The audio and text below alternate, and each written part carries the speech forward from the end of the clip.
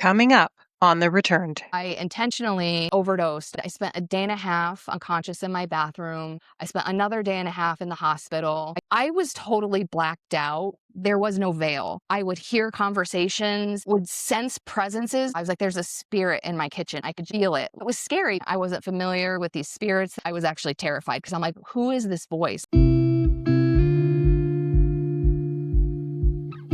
Hi, and welcome to The Returned.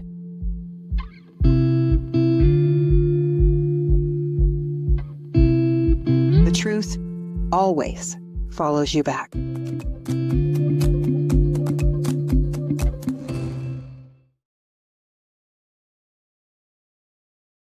Hi, and welcome to The Returned. If you're new here, I'm MJ, and in this space, we share near-death stories, out-of-body experiences, spiritual awakenings, signs from spirit, and the journeys of healers and light workers from around the world.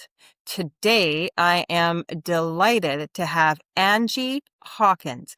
Angie is an inner glow coach, speaker, and author. Her story is a powerful testament to transformation and awakening.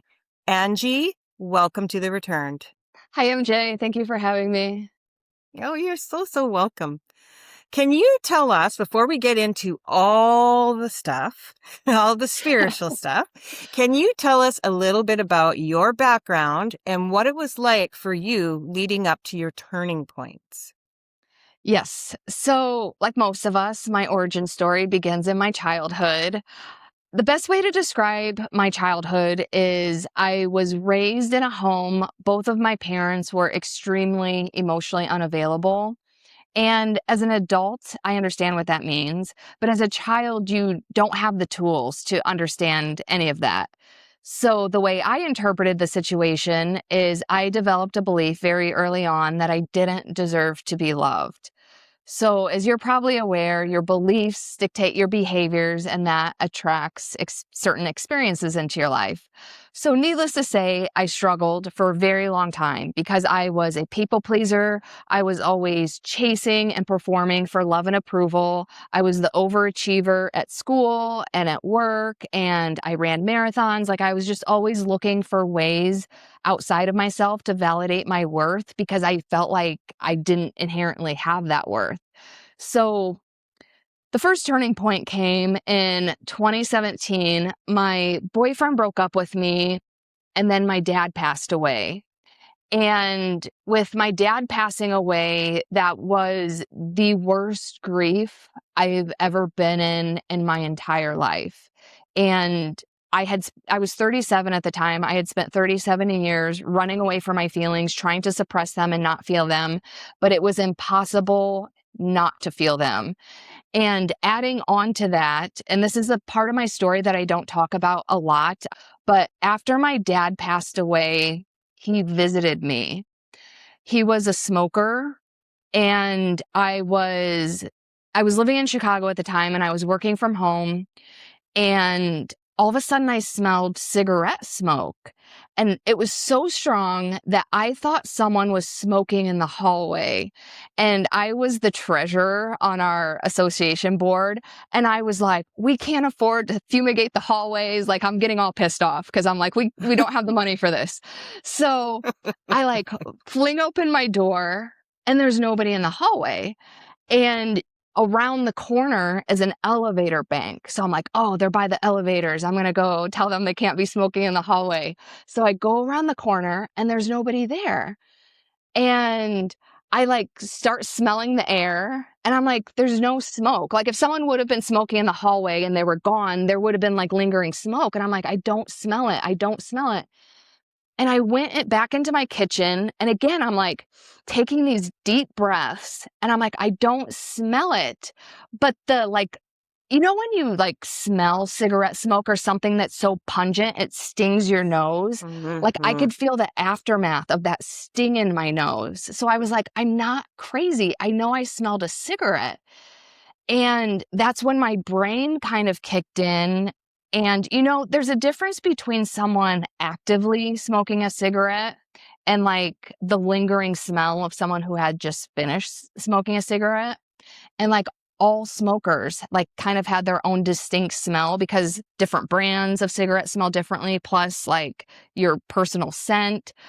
And then that's when it like hit me. I was like, oh my God, I was smelling my dad. It like makes me want to cry right now.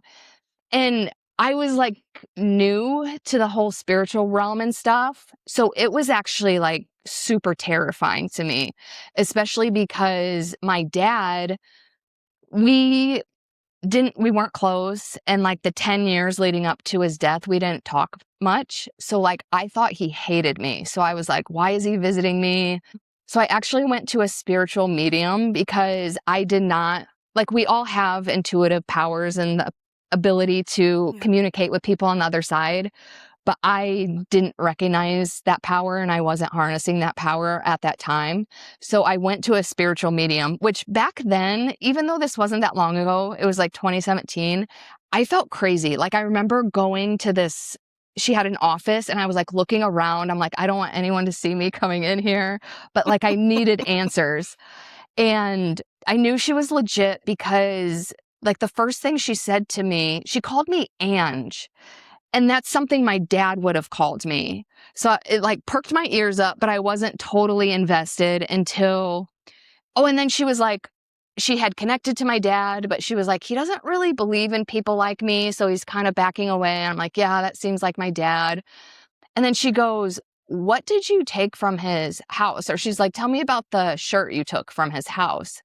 And I was like, oh my God. So when my mom and I were cleaning out his house, he, um, he didn't really have anything I wanted. I'll just put it that way. But I wanted to take something. So he had this high school sweater and I was like, I'll just take that. Like it was just something totally random. So based on that, I knew she was legit. But anyway, he told me like he understood and he forgave me. So that was the beginning of my connection to spirit with my dad, because after then I could smell him. I started writing him letters and I was like actively communicating with him, and he would show me signs. Like to this day, like he shows up. I don't smell him anymore. I think he's done some healing on the other side, but he shows up as birds because our last name is Hawkins. So I think like, and I don't see hawks obviously because they're not everywhere, but like I think birds is his thing. Sometimes he shows up as coins. But my point is like this was the point of my journey. And I haven't even gotten to the near-death experience yet, where I actually started to like believe in that other realm and actually strengthening the connection with my dad, even though it was on the other side. And anyway, so in 2018, that's when I decided I wanted to move from Chicago to Hawaii. And again, part of it was I wanted to be happy because how I was living my life, being the people pleaser and chasing external validation, it's a really unhappy, like we were talking before we started recording, it's exhausting. So I was not feeling happy and fulfilled, and I wanted to make some changes. So I decided I wanted to move from Chicago to Hawaii, which was good in the sense that I was like proactively taking agency over my life and trying to make some changes.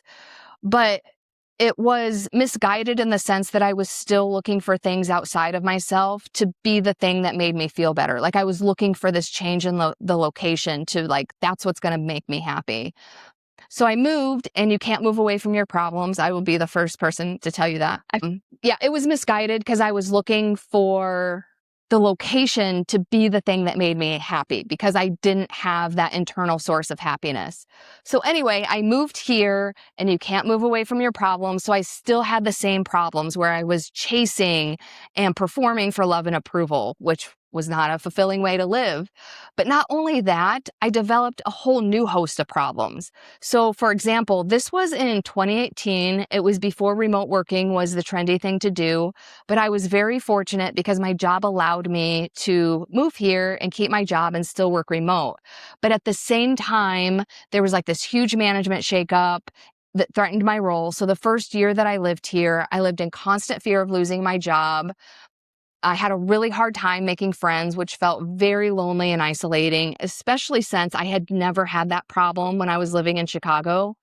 And the other major thing that happened right off the bat is to prove how all in and committed I was to my decision. I bought a condo, but then a month after I bought my condo, a shared building pipe backflowed into the bathroom sink and my entire condo flooded. So, like, right off the bat, it was just all these things. And then the next 2 years was like thing after thing. Like my grandma died. Like there was always something. And because I was seeking these things outside of myself to be my source of happiness, and all of those things were falling apart, my internal world was falling apart. And then COVID happened, so that just exacerbated the situation. And then the straw that broke the camel's back was the end of a relationship during COVID. So I just had this moment, and I think we all go through moments that like, I can't take this anymore. I can't handle it. But layered on top of that was just this sheer hopelessness because nothing had been going well, and I truly could not see any hope for the future. So I intentionally overdosed on my anxiety medication. And I spent a day and a half unconscious in my bathroom. I spent another day and a half in the hospital. And I got out of the hospital. I called a friend and I told her everything that happened. And I ended with, I can't believe I didn't die. And her response was, it's not your time. And so that was like the catalyst for my healing journey. But yeah, I'll stop there because I haven't even gone into my actual near-death experience, but that's what led up to it. Well, you can keep going if you like, and just Okay. keep going right into the story. That works. So my near-death experience isn't because I feel like the traditional story is like I saw this light, I saw my relatives on the other side. I was totally blacked out. However, after I was released from the hospital, there was a period of about 2 weeks where the best way I can describe it is there was no veil. Like, I would hear conversations, I would sense presences, like, I could be in my bedroom and I could just feel I was like, "There's a spirit in my kitchen." I could just feel it. Like, it was like and it was scary because, again, at the time, I had gotten used to this relationship with my dad on the other side, but I had not, like, tried to contact, like, my all of my grandparents have passed, but, like, I wasn't really communicating with them or anything, and also it kind of felt invasive because I wasn't familiar with the voices that I was hearing. I wasn't familiar with these spirits that were visiting me. So it was actually kind of scary.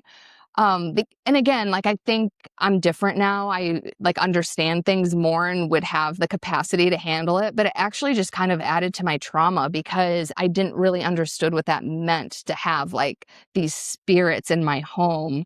But there was something about like the after effect of almost dying and kind of having one foot in the veil and one foot outside of the veil that was like the core of my near death experience. And it was actually kind of Mhm. scary because, again, I feel like in the traditional story, it's like all love and light and it feels so good.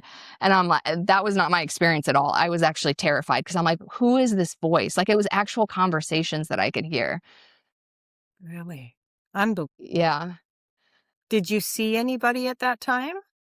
I couldn't see, but I could just feel, like I said, like I could just Mhm. feel that there was like a presence. And I don't know how to explain it, but it's like, yeah, I can tell there's someone in my kitchen. I don't know who it is or like what they're doing, or even if it's because I don't even know if there really are like truly bad spirits or if they're just like misguided and going through their own shit. Like I still don't know what any of that means. So, but to feel that is kind of scary, especially if you've never felt it before.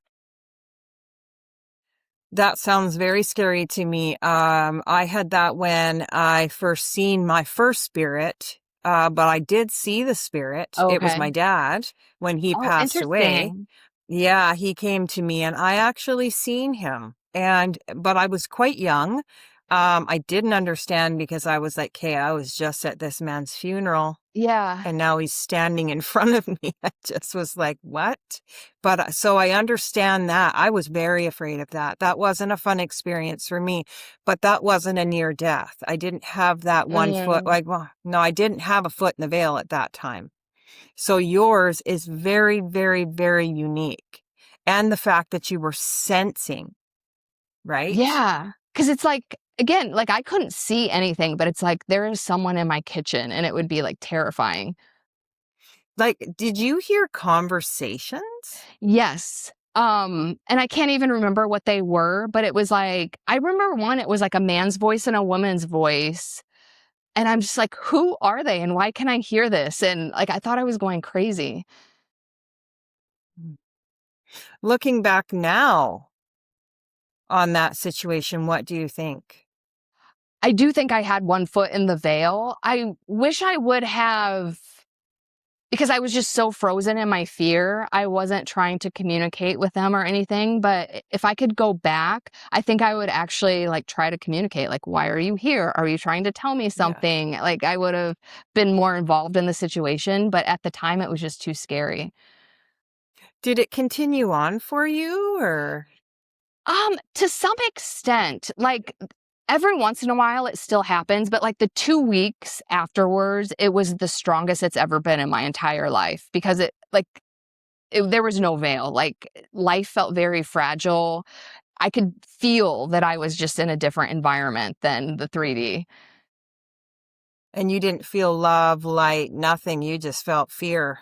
Yeah, but the fear was probably blocking any love and light that might have Yeah. been there because and the reason I told the extended story about my dad, like, I truly believe my dad saved me because why didn't I die? Mm. And, like, we had developed that super strong connection. So I feel, and also, again, all of my grandparents are in spirit, so they probably played a role too. So they were probably shining a lot of love and light on me, but because I was so trapped in the fear, I wasn't feeling it. So, what was it like when that ended? How did it end for you? Well, so I ended up going through a dark night of the soul. So I it was a really dark time, and I had it wasn't as common, and I was more grounded on the earth, but I would have occasional experiences where I could like sense spirits. But also during that time, that's because I started researching the dark night of the soul. Right. I actually I almost said coincidence, but nothing is a coincidence. I was Yeah. invited to be part of this intuition group because I had been to these intuition workshops in Chicago, and they the way they held the workshops, it was never remote, like you had to be in person. But then once COVID happened and like they couldn't even have in-person workshops in Chicago, so they opened it up virtually. They invited me to be part of their workshops. So I started connecting into my intuition more. So during my dark night of the soul, even though that was like a whole separate experience that was kind of scary, through tapping into my own intuition and higher self and strengthening my relationship with my dad on the other side, I became more comfortable with these experiences. I don't think I ever heard voices again because to this day, I don't recall ever like hearing voices like I did in that 2 week period. But sometimes I can like sense a spirit or can like sense something from the other side. And I'm just like more comfortable in interpreting it or just sitting with it and letting it be and actually appreciating that because again Mm, like we all have this ability, we're just not all tapped into it. So a big part of it now is just appreciating that I own my ability and am plugged into it and can use right. it to my advantage now. So, would you take us through your dark night of the soul? I'm kind of Yeah, wondering what that was like for you. it was rough. There was, I think the worst, I would say the whole thing probably lasted 2 years. The first year was the worst. Luckily, it was on the tail end of COVID, so nothing was Mhm. really open anyway, which it wouldn't have mattered because I did not talk to any of my friends. I just didn't want to be around people.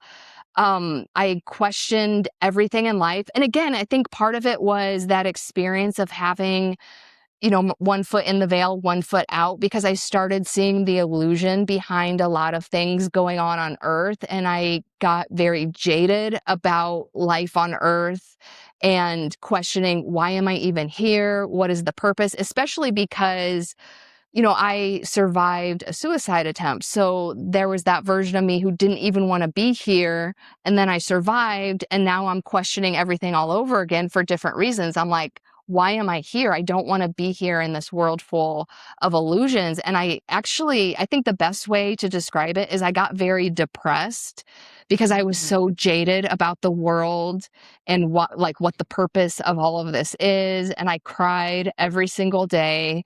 And I didn't want to be around people, like to actually go to a social event, because there were a few times I would like force myself to go to social events, and it just felt so like superficial. And I'm like, yeah, it just kind of like fed into all the feelings I was already feeling. No. And it eased up in year 2, but I still like I didn't like being around people. I was like truly in hermit mode for 2 full years. Like I very rarely would hang out with friends or do anything because it's like I just wanted to like protect my energy and be alone and honestly just question Mm. everything.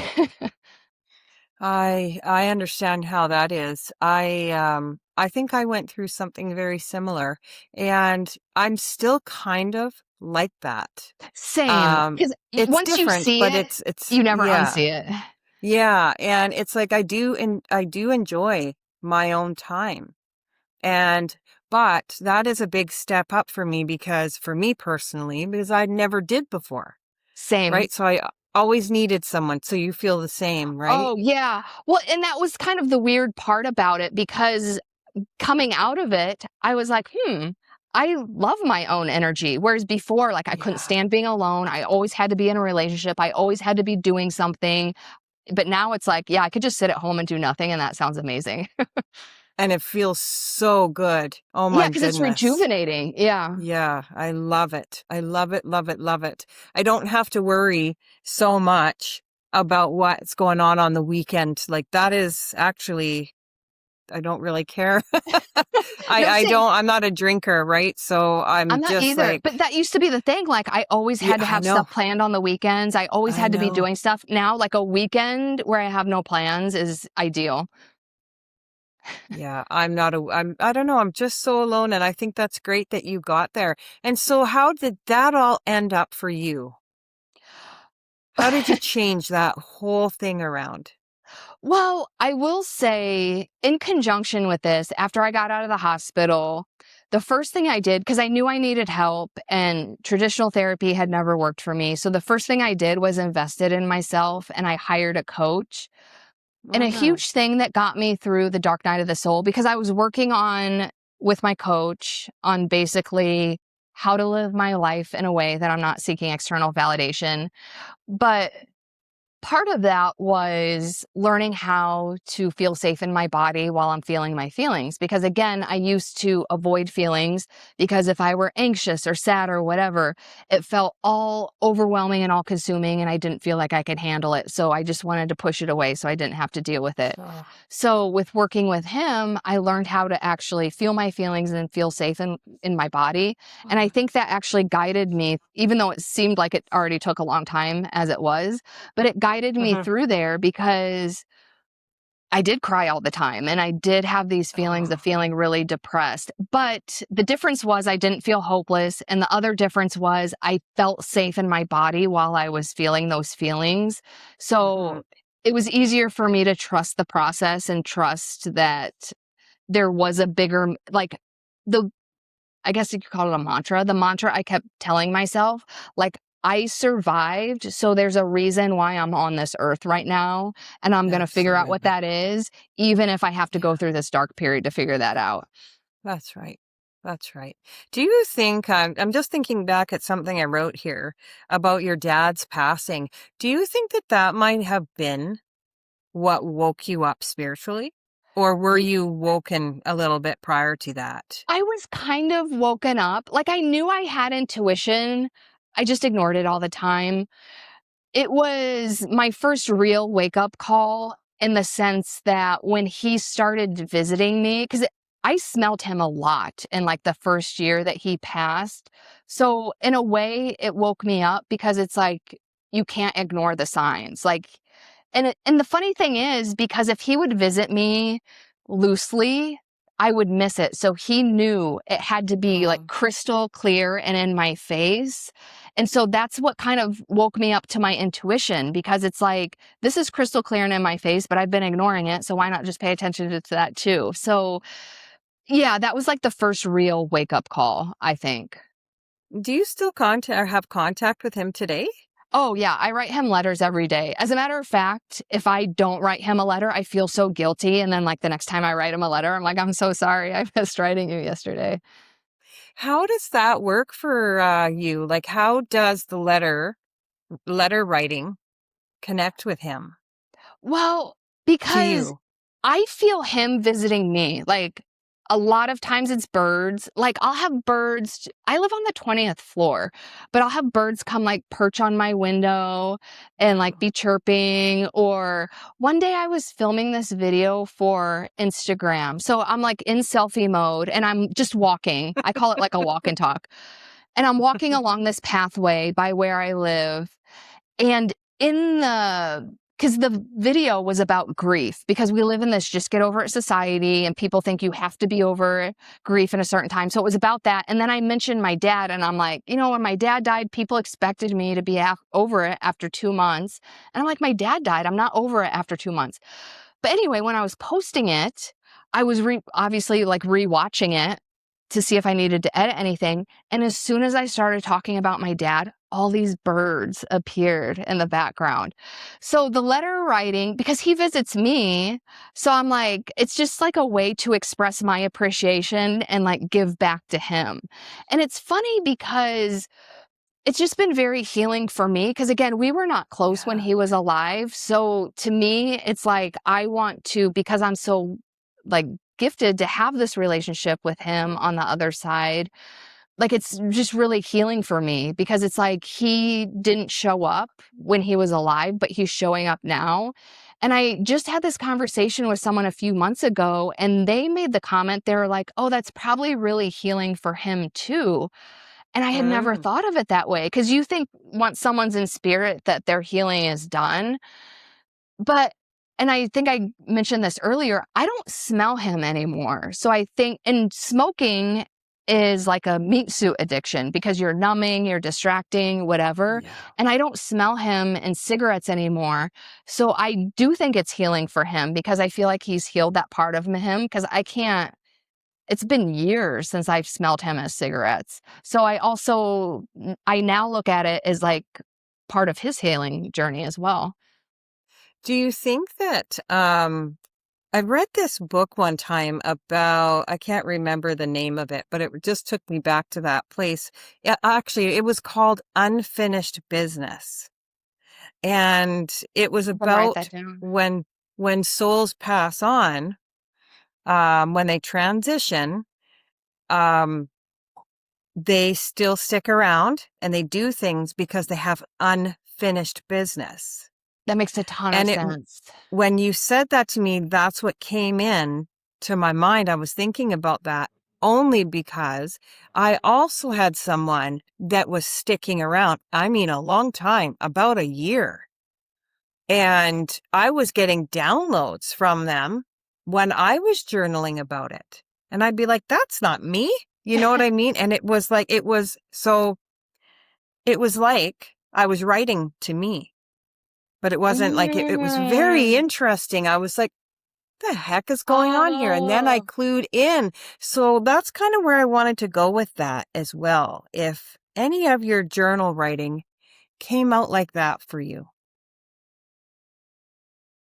I would say no, but there have been times where I specifically ask him for guidance, and Mm. then I'll just sit there and I'll tell him like, I'm going to write whatever you give me, and I'll actually write a letter back to myself from him.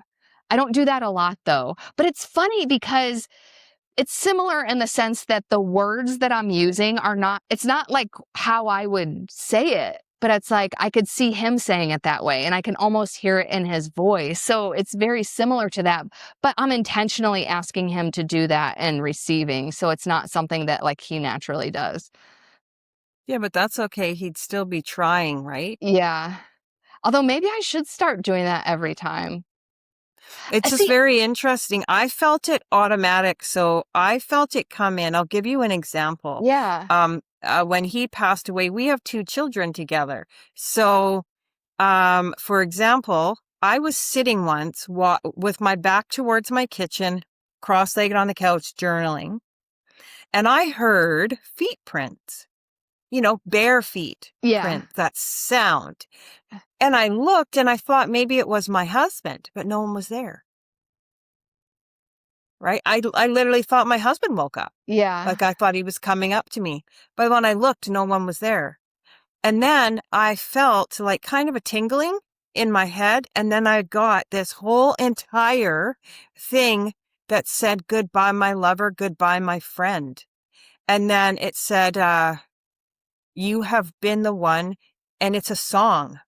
I found out it was a song. And it was, you have been the one and you have been the one for me. It even went into the fact that we have children. It even said that, and I'm like, what the heck is going on here? And I was literally writing like crazy.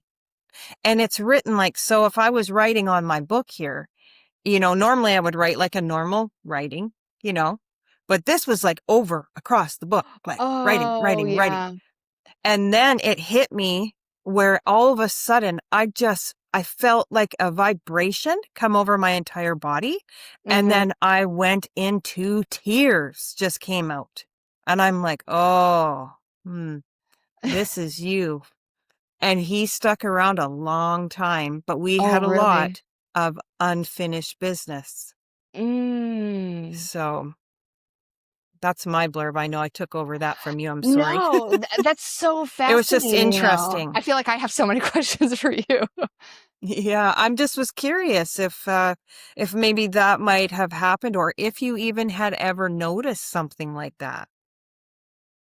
I haven't noticed, but I will say my dad, like, he was quiet, like, Mm, he's not, like, a forceful person, so I don't really see him doing that unless I ask yeah. him. So I don't know, though. I'm, like, open, though, like, maybe I should be allowing it because I guess that's just never something I Well, considered. everybody's different, right? Yeah, Everyone's different and it's your own journey and his journey. And I think yeah. it's really, really cool that you guys are still connecting. And also I think that is 100% one of the best ways to heal. Yeah. Absolutely. No, agree, and that's why, like, after forming this relationship with my dad, I look at death so differently now, and Uh-huh. I actually think it's sad that most people aren't connected with their intuition and aren't connected with this part of them because so many people look at death as like it's the end. They're gone forever. And it's like Yeah. you can still have a relationship with that person. It's different, obviously, but it's like it's not like that, dead end, like it's never happening again. And I wish more people were aware of that Mm. because it's such a Do you gift to continue the relationship in a different form. Absolutely. Absolutely. Do you think that, well, where do you think your dad is right now? If you could just off the top of your head think like, where is he? Heaven? Is he right beside you? Is he another dimension? What do you physically, like, what do you think of that? That's a good question. I don't like obviously none of us have the answers to that.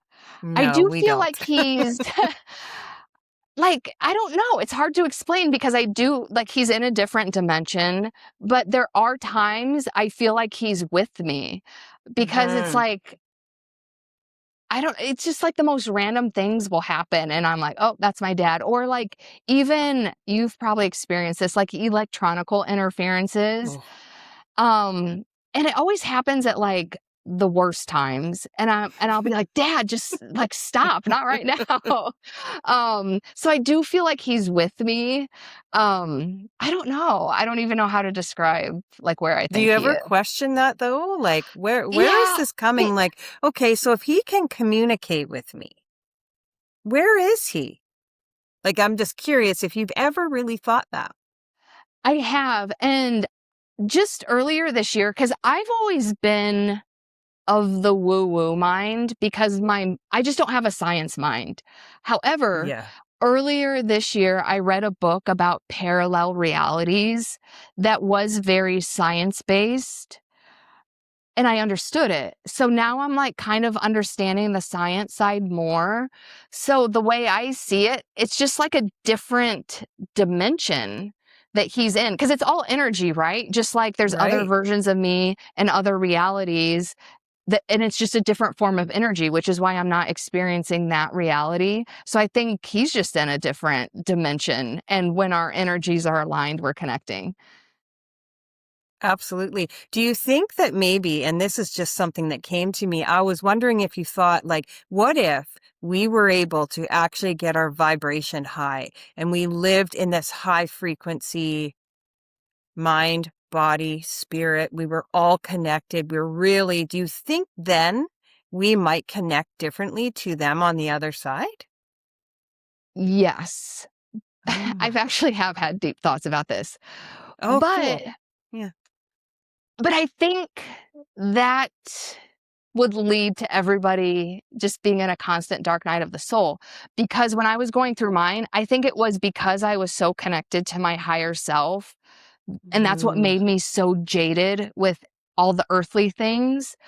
But I was so much more connected to oh, the other side.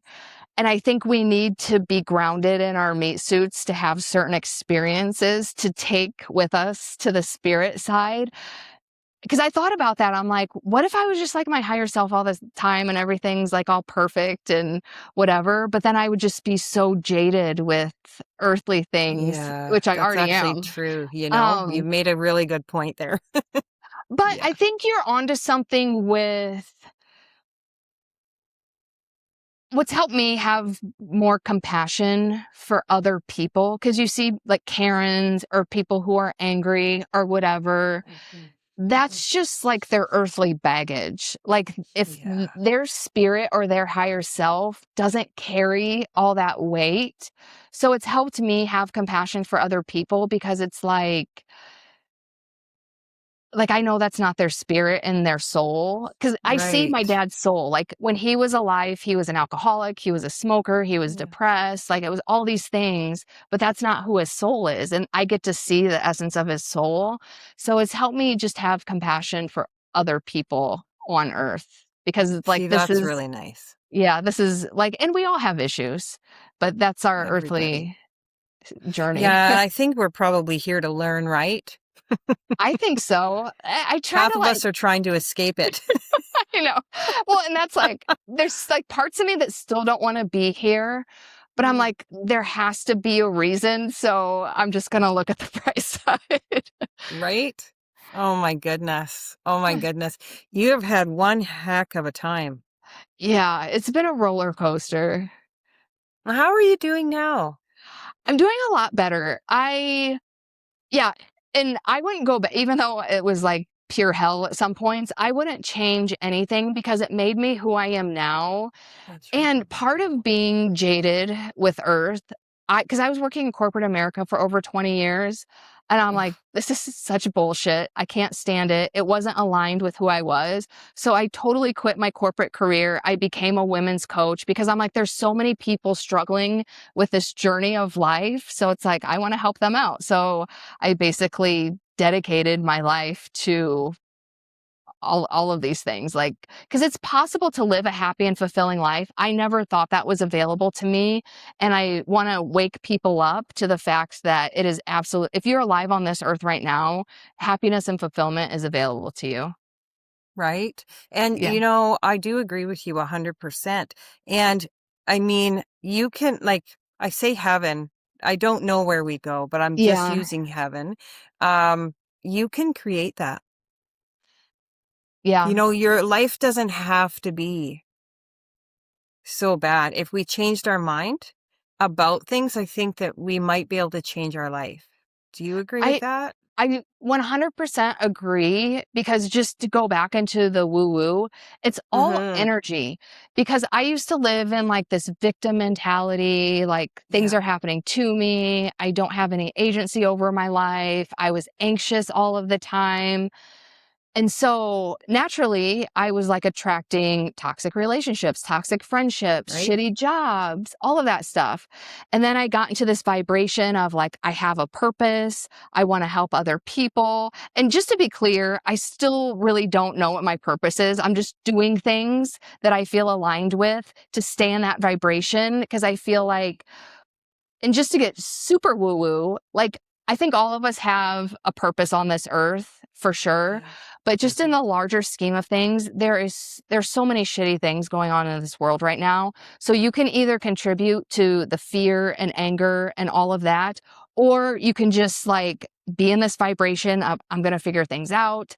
I'm going to be happy no matter what. And that's not saying you bury your head in the sand about the other things, but just one person staying in that higher vibration Oh, I contributes got to raising the goosebumps. vibration of the universe. Yeah.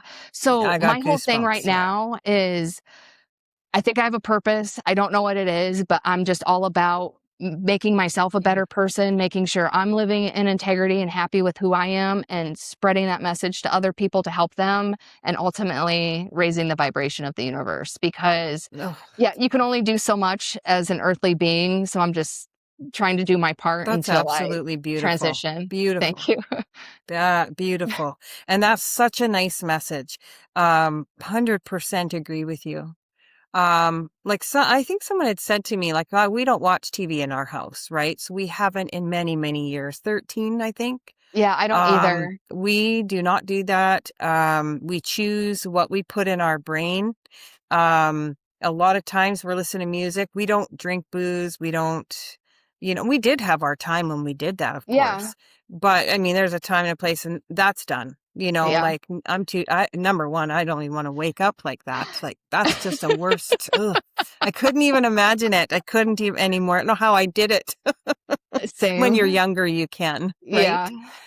But yeah, your message comes through really clear. And finally, I would like to talk about you. I would like to talk about how you became, well, no, what is an inner glow coach and how you got to that. I'm glad you asked because usually I just go like right into like who I help or whatever.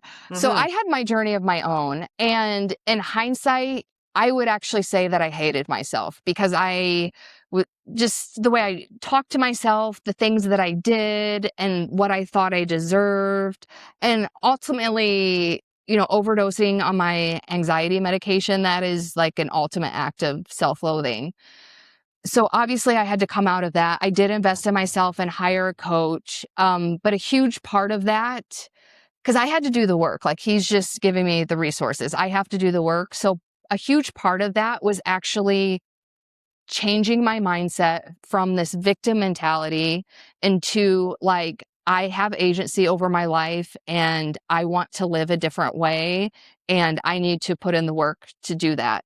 So, and because I came from rock bottom, it did take me several years, but I pulled myself out and I started just showing up differently in the world. And slowly over time in those few years, my beliefs changed to the point where I truly believed that I deserved to be loved.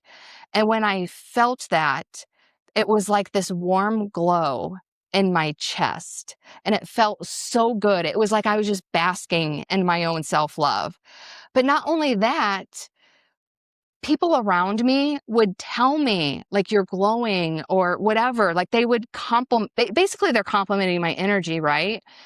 So that's why I call what I do inner glow coaching, because when you are living in your authenticity, true to yourself, and not giving a shit about what anyone else thinks of you or conforming to what society's arbitrary bullshit rules are, you not only do you feel amazing and you can bask in your own radiance of who you are as a person, Mm. but that it's a ripple effect because other people can feel it and inspires them to do the same. And again, it just raises the whole vibration of the universe. So I call it inner glow because it's like the sun is within you and it's just radiating outwards.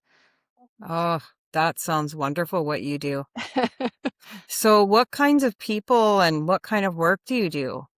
So My main coaching program right now, it's called Shine from the Inside, and I help women who are stuck in that. I call it a hamster wheel because, again, if you don't feel like you're inherently worthy of love or approval, you're chasing it in everything outside of yourself. And none of that external validation is ever fulfilling because you get the hit and then you're on to your next hit. But when it's just this constant source within you, you don't have to chase. And that's why, like, chasing external validation is so exhausting because it's like you're never fulfilled and you're always searching for your next hit of dopamine. But when it's within you, you're just like radiating in your own being. So a lot of women come to me because they just got out of a relationship, because I used to do this too. So I'm like not judging, but because you put your worth in your relationship. So if they break up Yeah, with you, then you think there's something wrong with you that's or right. whatever. But and I forgot to mention why I call it Shine from the Inside, because we're all born with this light, but it slowly starts getting dimmed. And I feel like a lot of self-help is marketed, or the messaging is like fixing yourself. But there's Mhm. nothing wrong with you. It's about just rekindling the light that you were born with. So it's, That's right. because a lot of women come to me and they think that they're broken or there's something wrong with them. And it's like, we just need to light you back up. Like, your worth is not in this. Again, I used to do this too. I used to date like total yahoos and then let them dictate my worth. And it's like, trust me, like, do not even worry about him. Yeah. So, like, no shade, because trust me, I've done it. Yeah. Oh my goodness. Us poor women. I know. But I also Sometimes. actually I haven't officially offered this program yet, but I've had some people come to me about abundance mindset and money mindset. So I Mm. think in the near future, I'm going to start offering like an abundance mindset program, because everything I do is basically reprogramming your mindset. And even abundance, yeah, it can mean money, and a lot of people associate it with money. But if you have a scarcity and lack mindset about money, I guarantee, I'm sure you've heard this saying, like, how you do one thing is how you do everything. So I guarantee that's leaking into other areas of your life. Right. But Mhm. I think people resonate with that more because it doesn't sound as like vulnerable. Mm. And if you don't want to go there, that's fine. We can work on money, but that, I swear, that will change other areas of your life as well. Mm. That sounds very rewarding, Yeah. even like for yourself, right? And to Yeah. be able to help others. Because that's just it. Because at first I didn't like the idea of doing like a money mindset, because again, I'm kind of like jaded with earth and I don't want to get into like commercialism and all of that stuff. But Mhm. again, if you have a scarcity mindset about money, it's leaking into other areas of your life. So let's just work on that. Mm. And how do people get a hold of you for that? Like, and what type, like, how do you work with them? Is it online, remote Yes. work? Yeah, Okay. all of my clients right now are remote. I do live in Hawaii, but I can work with people on the mainland or anywhere. I get up at 5 in the morning. I usually work late, so time zone is not an issue. I do offer a free 60-minute Find Your Glow call. So if you're new to working with me, you can apply for this call. And for 60 minutes, this is a long time. We can, Yeah. 'cause p- part of my program, I use what's called the GLOW method, and G stands for go back to your childhood, because all of our beliefs come from our childhood. And if you don't get to the root of how that started, you're never going to be able to, figure out how to solve the problem. So usually in that call, in most calls, we have the breakthrough of where it came from. And from there, you can figure out what the solution is. And, my program is not for everybody. I'm not for everybody. The whole goal of this call is to get you help. So at the end, I will give recommendations for going forward. But if it's not with my program, that's totally fine. I know other coaches, I know therapists, I have resources. The whole point is to get you help, because again, I used to live in this like exhausting way of life, thinking that there was no way out, but I'm telling you there is. So the whole goal of this call is to just get that ball rolling on getting people help. I like that you do that 60-minute call for free. That's important for people because Yeah. a lot of times people, what if you don't? You put this money out to someone and you don't mix or you can't help them, Yeah. And it's just right? as much for me as it is for them too, Mm-hmm. because if like 'cause some people have really deep trauma and I'm just not Yeah. qualified to work with that. So again, it's like to see if we're a good fit because I might Yeah. not be your style. You may be, have an issue that it's just something I'm not qualified to work with. So it's for us to get to know each other and see if it's a good fit. And if it's not, that's okay. I really like that. Angie, if you had one message or insight for the world, especially for those I would say that were struggling Yes. with their inner self, um, what would you want them to know or what would you say to them? The first thing I would say is you are worthy because I think a lot of people struggle with self worth. And I am telling you, if you are alive on this earth right now, you are worthy of everything you desire. Yeah, absolutely. That's absolutely true. Yeah. There's so many people down, there's so many trying times. It's trying times right Yeah, it now, is. completely. Like everywhere you look, like I mean, I don't really know what's going on too much out in the world right now due to news, but Yeah. I mean, I do see the cliff notes when you go through social media, right? Yeah. So, yeah, I don't know. It's really sad out there right now. People need all the help they can get. So I'm Yeah. really And happy that you're doing this. that's another thing I tell people because I'm with you. I don't proactively watch the news or anything. It's just whatever I Mhm. get from word of mouth or social media. Mm. And it's not that I'm trying to ignore the world's issues, That's right. but again, at an individual level, there's not much you can do because with the things going on, like as an individual, I can't go stop a war or stop this from happening or that from That's happening. right. So my way of contributing is raising the vibration of the universe. So like I'm not telling people to bury their head in the sands, but I think a lot of people get wrapped up in that negative energy thinking like, "Oh, I want to do something to help and I can't." And it like turns into this whole rabbit hole and it's like just stay in that higher vibration. And I know it's not easy. I still struggle some days, but it does make your life a lot better quality. That's for sure. It sounds, by, when you're talking and what you actually do to help people, it sounds like the best thing someone could do for themselves is work on them. And that's what I tell people, like, when you're Mhm. focused on you, when you're focused on how you're living and if you're living in integrity, if you're happy with yourself, if you're happy, that is your measure of success. That's Like, right. society has all these arbitrary measures of success, and we all just blindly follow them, and then we're miserable. It's like, just focus on you, worry about you, and I trust you. Like, I promise you, when you do that, like, your entire life improves. And I know, again, it's easier said than done, which is why I have a coaching program dedicated to it. But like, trust me, that was the key to turning my life around because I just focused on me and everything else just fell away. And like, you just become a magnet for like, because again, you're like, you're raising, yeah, you're raising your vibration. So you're attracting things at that vibration and not at this like bullshit vibration. And I call it bullshit. I was there. I'm not criticizing anyone. Mhm. And it really does change your mind. It changes you to thinking from the universe this is happening to me, and now it's changing. It's happening for me. Yes. And I also know how hard it is to change your mind. I have also been there. I've also had a dark night of the soul. I think a lot of people have. I think they have. And I think we need to start talking about these things more. And I also think we need more healers. You know, we Yes. do. Agree. Light workers. And I really do. And also, like, of the healers that are out there now, there's a lot of misinformation about because I think a Mhm. reason we don't talk about a dark night of the soul is because a lot of healers are like all love and light. So you think, like, for me, I thought it was so weird. I'm like, why am I so depressed if I'm quote unquote healing?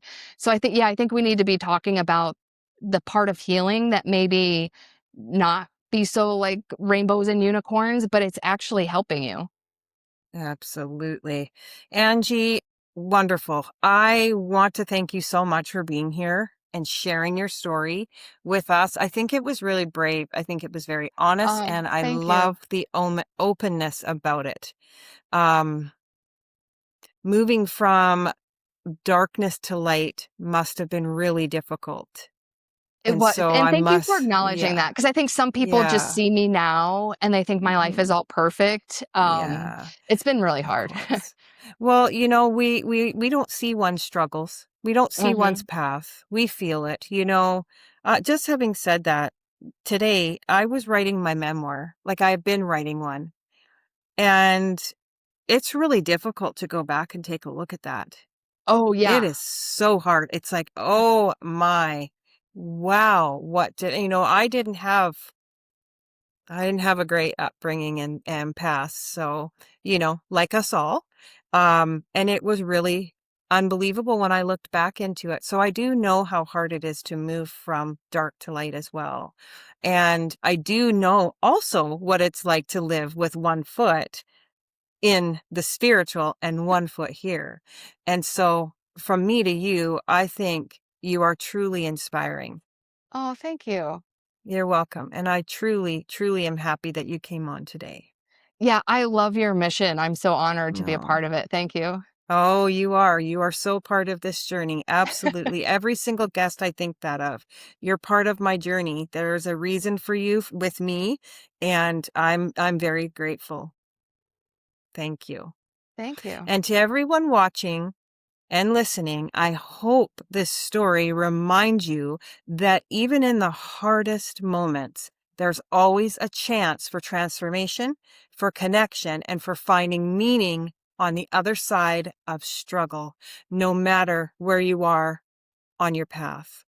And until next time, stay open, stay curious, and keep returning to the truth within you.